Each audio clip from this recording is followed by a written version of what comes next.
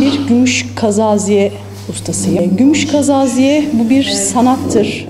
Bu sanat evveliyatı milattan önceye dayanır. Milattan önce Likyalılar zamanında savaştan savunma kıyafeti olarak, savaşlarda savunma kıyafeti olarak yapılmış bir işlemken sonrasında tabii kadınların her dönemde olduğu gibi o dönemde de takıya merakından dolayı bazı teknikler takı yapımında kullanılmış ve bu sanat altın çağını Osmanlı döneminde yaşamış. Osmanlı döneminden bu yana da unutulmaya yüz tutmuş.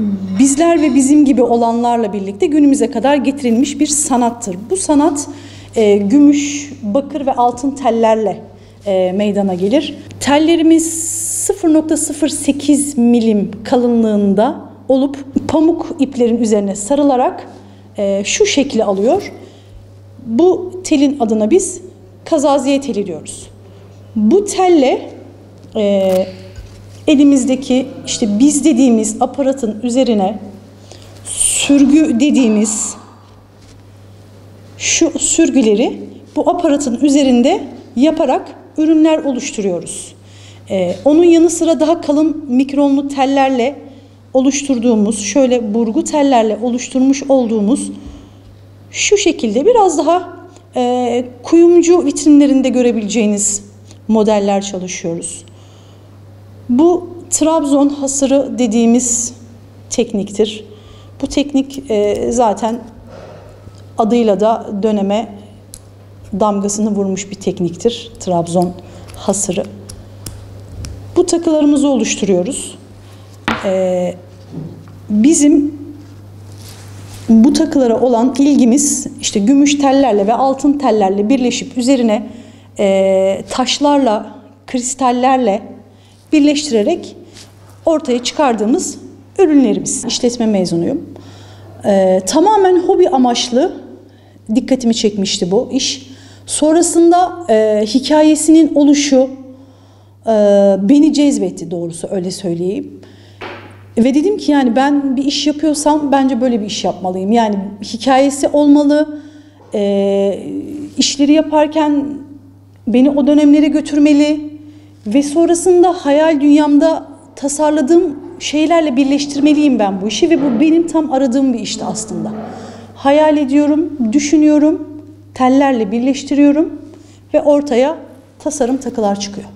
Ben bu işin eğitmenlik kısmını 2017'den bu yana yapıyorum. Halk eğitimlerde usta öğretici olarak çalışıyorum. Ve bir sürü öğrenci yetiştirdim, öyle söyleyeyim. Yetiştirmiş olduğum öğrenciler güzel işler çıkardılar. Ticarete dökerek kendilerine bir ek kazanç haline dönüştürdüler. Bu çok daha sevindirici oldu.